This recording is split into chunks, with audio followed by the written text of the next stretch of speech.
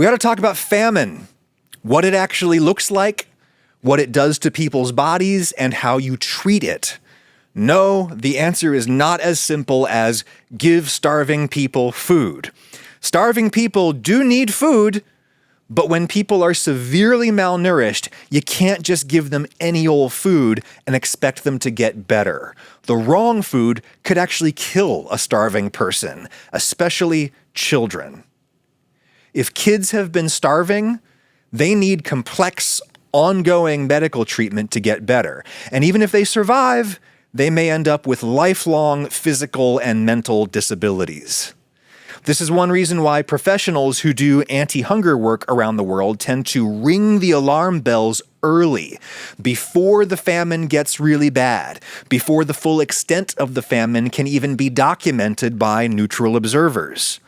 If there's a chance that famine is happening, and if you want to save people, you have to intervene before it gets really bad, because by the time it is really bad, it's going to be way harder to deal with, and it's going to be too late for a lot of people, especially children.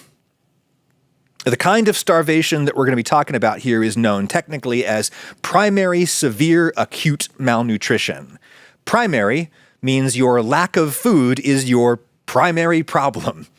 Secondary malnutrition is when you have some other health condition that makes it so that either you can't eat, or you can't keep your food down, or it makes it so that you can't absorb all the nutrients that you need from your food. Diseases that cause inflammation of the intestines tend to result in vitamin deficiencies, for example, and even just like calorie deficiencies.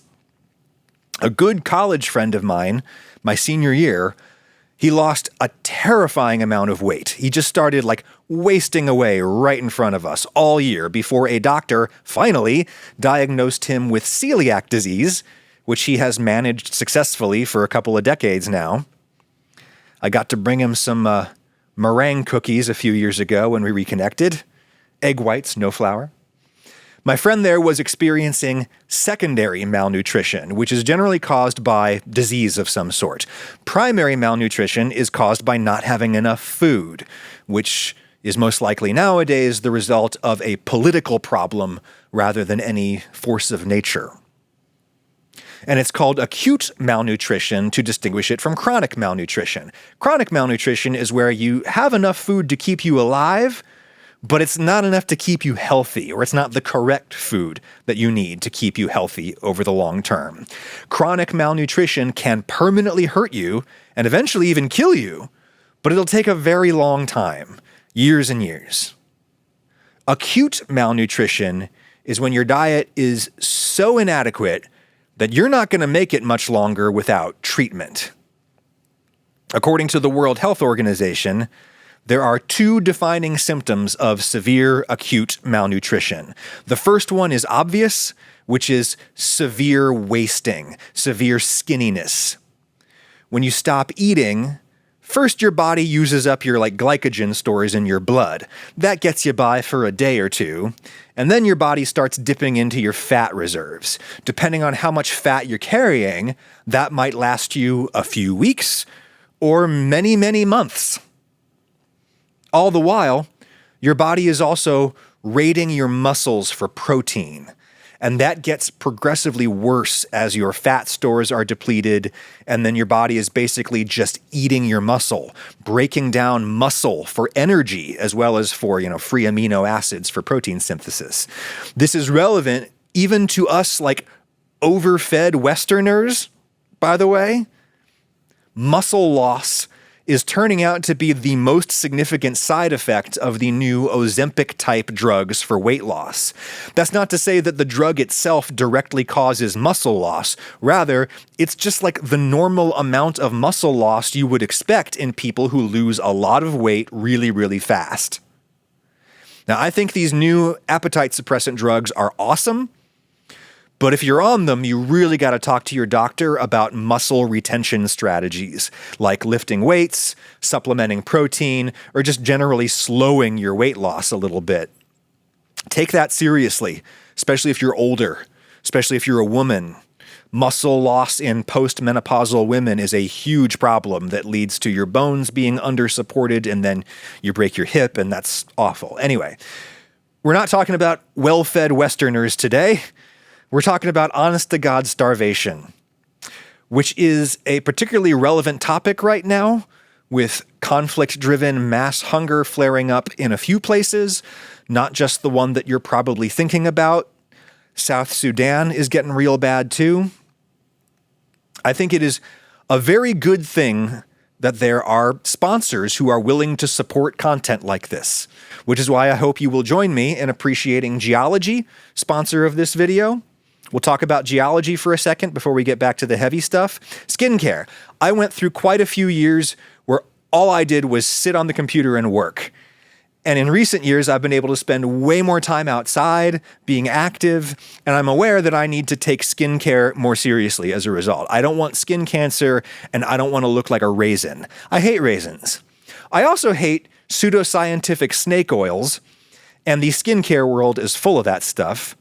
Geologie, in contrast, works with ingredients that are actually proven by dermatology. Take the vitamin C, E, and ferulic acid combo, which are all antioxidants that are found in plants. They work synergistically to neutralize free radicals that contribute to lines and wrinkles. Or so I have read in dermatological references. I don't really know that much about this stuff, and I don't need to know. I filled out a thing on Geologie's website. I sent them some pictures from my phone. Their dermatology team put together a custom routine for me. They sent it to me in a box. I follow the instructions. I use the face wash. I use the day cream that has SPF in it. I use the eye cream for the bags that make me look like a supervillain, and not in a good way. Great stuff. Great stuff that smells great. It isn't all fruity or chemically or anything weird. Get serious about your skincare. Use my QR code or my link in the description for 70% off your trial set with my code AdamRagusia70. 70% off with my link. Thank you, Geologie, for sponsoring content that may be a drag, but is nonetheless really important for us to talk about. So, a person with severe acute malnutrition loses so much fat and muscle that they get really skinny. How skinny does a child have to be considered severely, acutely malnourished? Say, a child between 5 and 10 years old? The answer is 3 standard deviations less than your World Health Organization standard age or height to weight ratio. How skinny is that? Well, I've got an 8-year-old who is quite skinny for a healthy Western kid. You can see his ribs all the time, kind of freaks me out. I looked him up on this chart. If he were acutely malnourished, you would expect him to weigh about 2/3 of his current weight. My mental image of this kid, minus 1/3 of his body mass, is just terrifying. Among kids less lucky than mine, kids who have been chronically malnourished for much of their lives, their growth may be stunted. They may be small for their age, which would throw off that definition that we just discussed. So, doctors have other diagnostic indications for severe malnutrition. They may go by the circumference of the arm above the elbow. In children 5 to 10 years old, an upper arm that's less than 115 millimeters around is considered a diagnostic feature of acute malnutrition. I just measured my skinny 8-year-old's arm. It is twice that circumference. And he has little bird arms already. But here's another thing. Sometimes kids develop acute malnutrition before they've even had time to lose that much weight. It is possible to die from lack of food even if you have calories available. This is why the other big diagnostic feature of acute malnutrition is called, let's get this right, kwashiorkor. Kwashiorkor, which is a word borrowed from one of the indigenous languages of Ghana, a place that has seen some famine, sadly. Kwashiorkor has nothing to do with how skinny you are. It is edema of both feet, swollen feet. Swollen feet where you press on the swollen tissue and it leaves a little pit or a little dimple that does not go away immediately. Bilateral pitting edema. Kwashiorkor happens when you are starving for protein in particular. We talked the other day about what happens when you get too much protein. Here's the flip side of that. Proteins in your blood, particularly albumin, the one you know from egg whites, these proteins have the effect of keeping fluid in your blood vessels where it belongs. When you're not eating enough amino acids to biosynthesize all the proteins you need, fluid starts leaking from the blood vessels into your tissues, swelling your feet and legs, eventually your belly. I remember being very young and seeing images of starving children on TV, and they had these big bellies. Because I was also a kid, I only understood a big belly to be a fat belly. I asked my parents why these kids needed food if they were so fat. It's because of fluid buildup from protein deficiency. It is possible for a child to effectively starve to death without totally wasting away. There may still be some starchy food around. They may still be getting some white rice or some cassava or something, and that's giving them calories, but virtually no protein. So that's why acute malnutrition is defined by the wasting or the swelling, though in practice, starving kids often get both.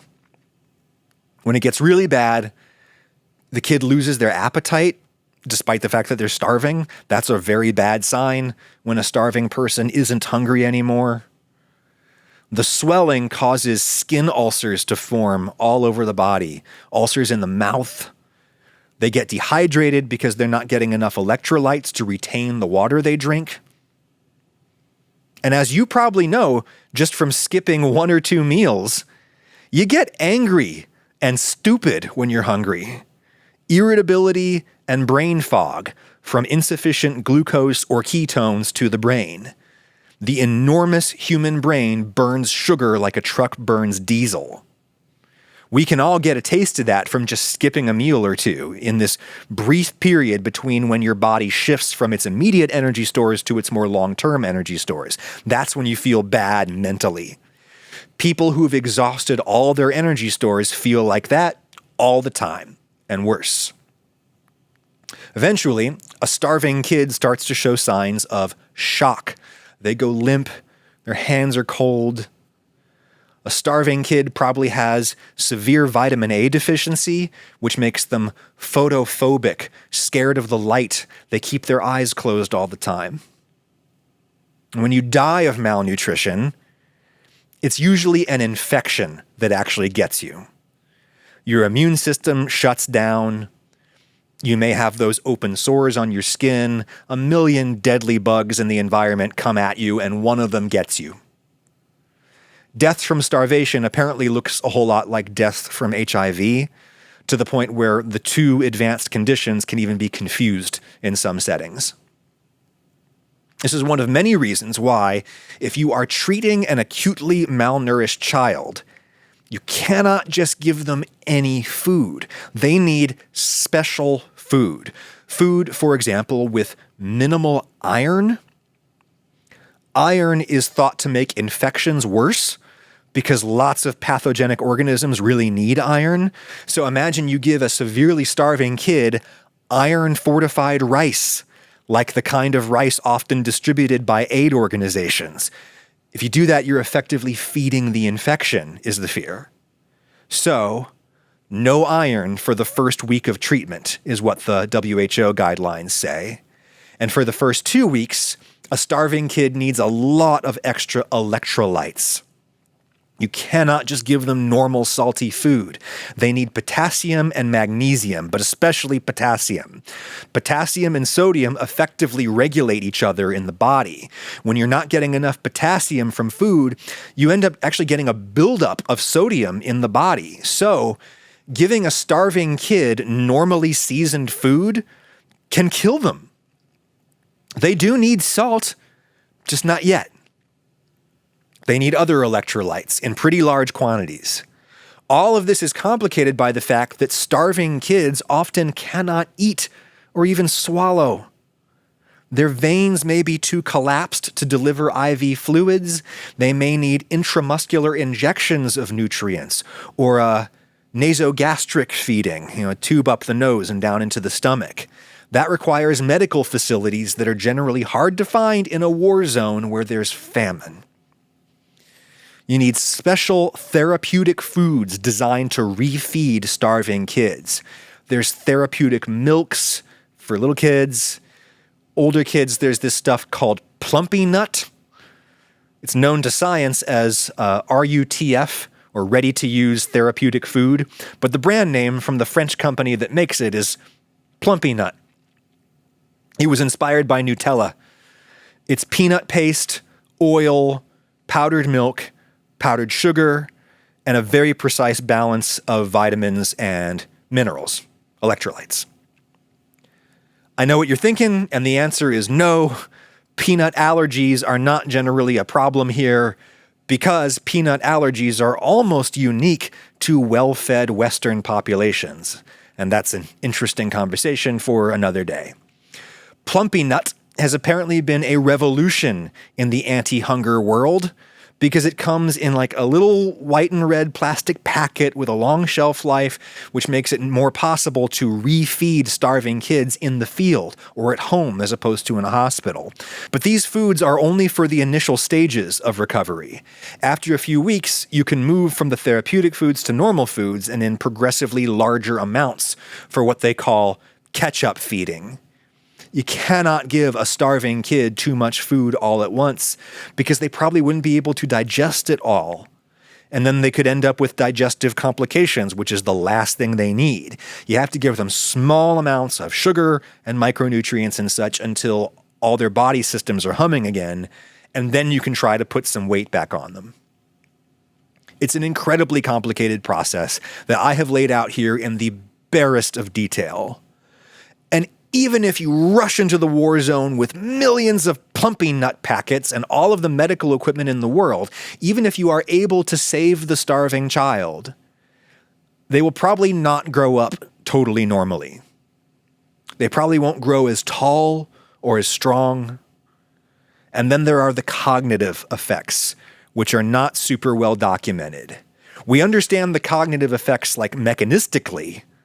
A starving brain is literally a smaller brain, fewer neurons, fewer synapses to connect them, but we're not sure how this affects people's cognitive ability long term. Here's a 2020 study from the Democratic Republic of Congo, where they looked at about 600 adults who had all been treated for severe acute malnutrition as children during the Civil War years there. The scientists looked at a comparable control group of people, too. People who are similar in every way, except for the childhood starvation. The researchers gave these folks a test called the MMSE, Mini Mental State Examination. That's the one where they ask you to parrot back a whole bunch of names that they give you. They ask you to identify some common objects, to count backwards, that kind of thing. It's a quick and dirty test. Max score is 30, but 24 to 30 is considered normal. The average score of the control group from the DRC was about 28.